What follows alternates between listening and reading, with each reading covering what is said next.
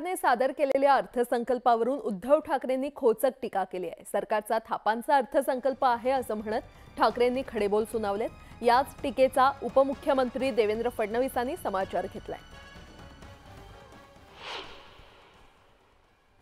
आजचा हा अर्थसंकल्प म्हणजे आश्वासनांची अतिवृष्टी होती, त्याच्यामध्ये थापांचा महापूर आहे आणि सगळ्याच घटकाला आपल्या सोबत जोडून नेण्याचा एक खोटा प्रयत्न, ज्याला देवेंद्रजींच्या भाषेत खोटं नरेटिव्ह असंच या अर्थसंकल्पाचं एक वर्णन करावं लागेल।